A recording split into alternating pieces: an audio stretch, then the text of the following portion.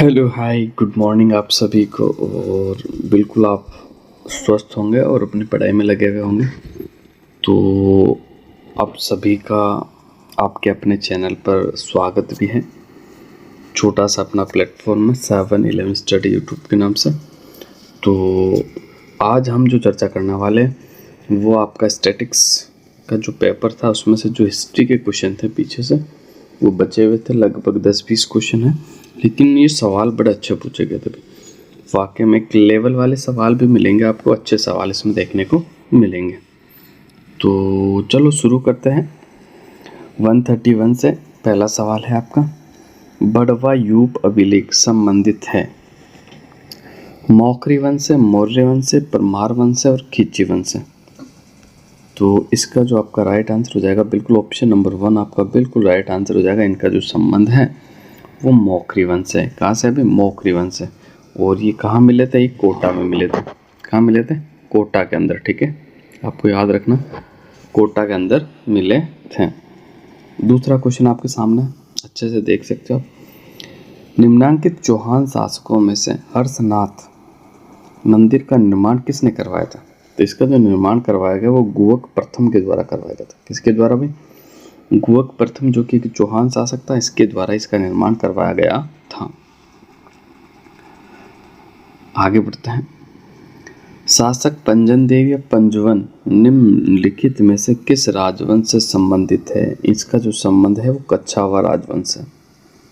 कच्छावा राजवंश ने जयपुर के अंदर राज किया था। दूसरा, इसके जो आपके संस्थापक थे दुल्ले राय। दुल्ले राय के बाद जो शासक हुए थे वो पंजमन देव हुए थे। ठीक है, तो बिल्कुल आपको याद रखना। और जयपुर की कितनी राजधानी रही थी? तो जयपुर की आपकी 4 राजधानी रही। कुल कितनी राजधानी रही है? 4 राजधानी आपकी रही है। मुगल सम्राट जहांगीर द्वारा दल थम्मन की उपाधि किसे प्रदान की गई थी? गज सिंह, जसवंत सिंह, सूर सिंह, अजीत सिंह। तो इसका जो आपका राइट आंसर हो जाएगा ऑप्शन नंबर 1, गज सिंह को दी गई। किसे दी गई? गज सिंह को दी गई। ऑप्शन नंबर आपका 1 जो है आपका बिल्कुल राइट आंसर हो जाएगा। अगला क्वेश्चन देखते हैं। क्वेश्चन नंबर 135, निम्नलिखित में से कौन सा सुमेलित नहीं है? तो देख लेते हैं। नवज्योति की स्थापना वर्ष 1936 से, बिल्कुल सही है। नवजीवन समाचार पत्र 1939 से। लोकवाणी 1943 से, बिल्कुल सही है। त्याग भूमि 1929, ये गलत है। त्याग भूमि समाचार पत्र का जो स्थापना वर्ष है वो 1927 है। ठीक है, इसमें 2 साल बढ़ा के बताया आपको 1929, जो कि गलत है। 1927 आपका बिल्कुल राइट आंसर हो जाएगा।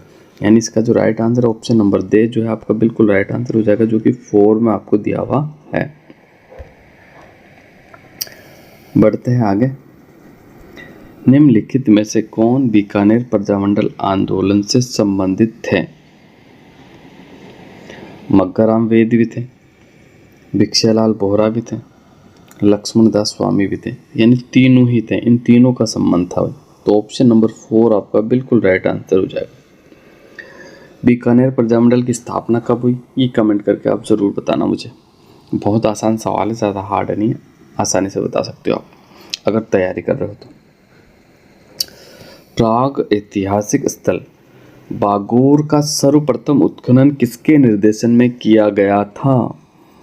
तो बी लाल के तो नेतृत्व नहीं किया था, बी के थापर में भी नहीं, AK घोष में भी नहीं। इसका जो राइट आंसर हो जाएगा ऑप्शन नंबर 3, VN मिश्रा के निर्देशन में किया गया था। बागोर जो है यहाँ से पशुपालन के प्राचीनतम साक्ष्य भी आपको प्राप्त हुए हैं, बिल्कुल आपको याद रखना है। आगे बढ़ते हैं। राजस्थान में राज प्रमुख का पद कब समाप्त किया गया था? तो राजस्थान में राज प्रमुख का पद जो समाप्त किया गया था वो 1 नवंबर 1956 को किया गया था। लेकिन यही सवाल आपके 2021 में RS प्री में आया था। वहाँ 1 नवंबर की जगह 31 अक्टूबर को सही माना था। 31 अक्टूबर 1956 वहाँ पर RPSC ने ये सही माना था, ये भी ऑप्शन में था, लेकिन इसको गलत माना। और यहाँ पर 1 नवंबर को सही माना, हालांकि 31 अक्टूबर या ऑप्शन में नहीं है। ठीक है, तो बिल्कुल आपको याद रखना है। राजस्थान में देखो, तो जो राजस्थान का एकीकरण हुआ ना, वो 7 चरणों के अंदर हुआ था कंप्लीट। राजस्थान का एकीकरण कंप्लीट होने में 8 साल 7 महीने और 14 दिन लगे थे। कितने? 14 दिन आपको लगे थे। ठीक है। और मैं आपको बता देता हूँ, राजस्थान में पहला चरण जो हुआ था, पहले चरण का जो नाम रखा वो मत्स्य संघ रखा गया था। ठीक है। और पहले चरण में 4 रियासतों का विलय हुआ था। कितनी? 4 रियासतों का विलय हुआ था। कौन कौन सी? अलवर, भरतपुर, धौलपुर, करौली। क्लियर है? अलवर, भरतपुर, धौलपुर, करौली। ठीक है। और दूसरा, इसके अंदर एक ठिकाना भी था आपका। कौन सा ठिकाना था? निमराना ठिकाना था। निमराना। और एकीकरण के समय अगर निमराना ठिकाने के जो आपके शासक थे वो कौन थे, तो आपको याद रखना राजेंद्र सिंह थे। कौन थे? राजेंद्र सिंह। ठीक है, बिल्कुल आपको याद रखना है। अब बढ़ते हैं आगे। निम्नलिखित आभूषणों के समूह में कौन सा समूह सही सुमेलित नहीं है? तो पहला है अंगूठा, कर्णफूल, पीपल पत्रा, जेला। सुमेलित है ये तो आपका बिल्कुल। ये सारे कान के हैं। तिमणिया, तुलसी, बजट्टी, हालरो, ये भी बिल्कुल सुमेलित है, गले के हैं। कंगन, नौगरी, गजरा, नेवरी, ये सुमेलित नहीं है। ऑप्शन नंबर 3 आपका बिल्कुल राइट आंसर हो जाएगा। कंगन, नौगरी, गजरा ये तो है, लेकिन नेवरी पैर में पहना जाता, इसीलिए आपका सुमेलित नहीं। तो 139वें क्वेश्चन का बिल्कुल राइट आंसर हो जाएगा ऑप्शन नंबर आपका 3 जो है आपका बिल्कुल सही आंसर होगा। यही क्वेश्चन देखो बार बार रिपीट्स होते हैं, इनसे आपकी तैयारी का भी पता चल जाता है और करंट में जो लेवल चल रहा, पैटर्न चल रहा है पेपरों का, वो कैसा चल रहा है वो भी आपको पता पड़ जाएगा। ये बिल्कुल लेटेस्ट पेपर है, अभी जस्ट 1-2 महीना आपका पहले ही हुआ था। प्रथम बार पुत्र के जन्म के अवसर पर बालक और उसके परिवार को ननिहाल पक्ष द्वारा वस्त्र और आभूषण दिए जाते हैं। ये रिवाज क्या कहलाता?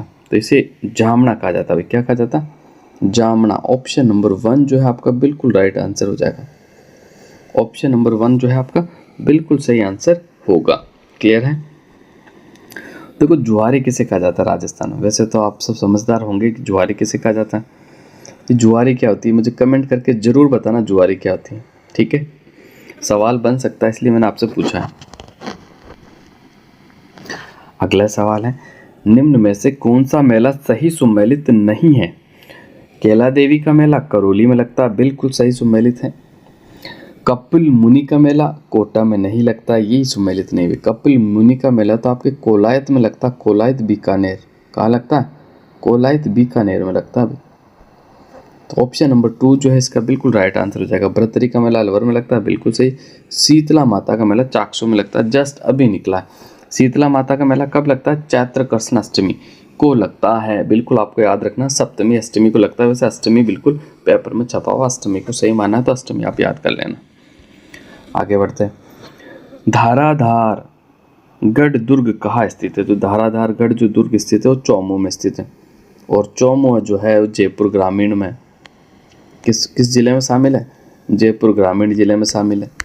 पहले ही केवल जयपुर था, अब जयपुर के 3 हिस्से कर दिए। अब जयपुर ग्रामीण, जयपुर और दूदू, इसके अलावा कुछ पार्ट आपका बेराट, कोटपुतली, बेरोड में शामिल कर लिए गए। ठीक है, तो अब आगे बढ़ते हैं, अगला क्वेश्चन देखते हैं। निम्नांकित में से श्री देश हितैषिणी सभा के संस्थापक कौन थे? ये महाराणा सज्जन सिंह थे। कौन थे? महाराणा सज्जन सिंह। देश हितैषिणी सभा की स्थापना किसने की? सज्जन सिंह ने करी थी। कब करी थी ये जरूर याद रखना, 1877 ईस्वी में। कब करी थी? 1877 ईस्वी में। 2 जुलाई 1877 ईस्वी में देश हितैषिणी सभा की स्थापना हुई। ये सवाल कई बार एग्जाम में बन चुका, वापस से बनेगा, इंपॉर्टेंट है, याद कर लेना आप। मॉस्ट IMP है, कभी तो पूछ लिया जाता देश हितैषिणी सभा की स्थापना किसने करी, कभी महाराणा सज्जन सिंह के द्वारा कौन सी सभा की स्थापना की गई। तीसरा सवाल, देश हितैषिणी सभा की स्थापना कब हुई। चौथा सवाल, देश हितैषिणी सभा का महीना भी दे देता कि कब स्थापित हुई थी, तो जुलाई 1877। इसलिए सारे क्वेश्चन इर्द गिर्द से बनते रहते, तो इन सवालों को आप एक बार अच्छे से देख लें। अब आगे बढ़ते हैं। 144वां सवाल है, निम्न में से तत्वाद्य है। कौन सा तत्वाद्य है आपको बताना है। तो देखो, जंतर भी तत्वाद्य यंत्र, रवाज भी तत्वाद्य यंत्र है और पपंग भी तत्वाद्य यंत्र है। तीनों ही हो गए, तो तीनों किसमें दिए? ऑप्शन नंबर 4 आपका बिल्कुल राइट आंसर हो जाएगा। क्लियर है? जंतर, रवाज, भपंग, अपंग ये सारे तत्वाद्य यंत्र होते हैं। तत्वाद्य यंत्र यानी जो तारों से बजाए जाते हैं, ठीक है, जिनमें तार लगे हुए होते हैं, तारों से बजाए जाते हैं, उन्हें तत्वाद्य यंत्र कहा जाता है। जैसे रावण हत्था भी आपका तत्वाद्य यंत्र, उसमें 9 तार होते हैं। रावण हत्था में कितने तार होते हैं? 9 तार आपके होते हैं। निष्कलंक संप्रदाय के संस्थापक थे, तो निष्कलंक संप्रदाय के जो संस्थापक थे वो संत मावजी थे। कौन थे भी? संत मावजी, ठीक है। और संत मावजी की जो कार्यस्थली थी वो डूंगरपुर थी। डूंगरपुर में एक छोटा सा गांव है साबला गांव या साबला ग्राम के द्वारा, साबला ग्राम, ठीक है। साबला ग्राम के अंदर ही देखो, मैं बता देता हूँ, इनकी प्रमुख पीठ है संत मावजी की। निष्कलंक संप्रदाय की स्थापना भी यही करी थी। इनका जो मंदिर बना हुआ वो भी यही बना हुआ, ठीक है। और ज्ञान की जो प्राप्ति हुई थी वो भी यही हुई थी। संत मावजी के द्वारा ये आपका बेणेश्वर धाम जो है ना वो स्थापित किया गया था, आपको बिल्कुल याद रखना है। आगे बढ़ते हैं। निम्नांकित में से कौन सा युग में सुमेलित नहीं है? हड़पुजी, बैंगटी, मल्लीनाथ जी तिलवाड़ा, तल्लीनाथ जी पांचोटा, धन्ना जी सिंबुदड़ा। तो 146 का जो राइट आंसर हो जाएगा वो आपका हो जाएगा ऑप्शन नंबर 4। संत धन्ना जी का जो संबंध है वो तो आपके धुवन कला टॉक से है, ठीक है, इसलिए ऑप्शन नंबर 4 आपका बिल्कुल राइट आंसर हो जाएगा। हड़पू जी का संबंध बैंगटी से, मल्लीनाथ जी का तिलवाड़ा से, तल्लीनाथ जी का पांचोटा से। रणमल छंद के रचयिता थे, तो रणमल छंद जो लिखा था वो श्रीधर व्यास ने लिखा था। ऑप्शन नंबर 1 जो है ना आपका बिल्कुल सही आंसर हो जाएगा, ठीक है। रणमल छंद जो ग्रंथ है किनके द्वारा लिखा गया है? श्रीधर व्यास के द्वारा लिखा गया है। राग कल्पद्रुम के लेखक कौन थे? तो राग कल्पद्रुम के जो लेखक है वो कौन है? तो इसका जो राइट आंसर हो जाएगा कृष्णानंद व्यास। ऑप्शन नंबर 2 जो है आपका बिल्कुल राइट आंसर हो जाएगा। राग कल्पद्रुम के लेखक कौन है? कृष्णानंद व्यास है, बिल्कुल आपका दूसरा जो ऑप्शन है सही आंसर होगा। अब देखो ये सवाल अच्छा सवाल है, 149वां जो सवाल है बहुत ही अच्छा सवाल है। आईएमपी करके इसे 2-4 बार याद करना। राजस्थान साहित्य में परिचय व्यंजित करता है, किसे व्यंजित करता है? तो आपको बताना था। संतों का जीवन चरित्र, शासकों की वीरतापूर्ण कृत्यों का वृत्तांत, शासकों की वंशावली, यात्रा वृत्तांत। तो 149 का जो राइट आंसर हो जाएगा आपका संतों का जीवन चरित्र। भाई परिचय यानी क्या होता है? संतों का जीवन चरित्र।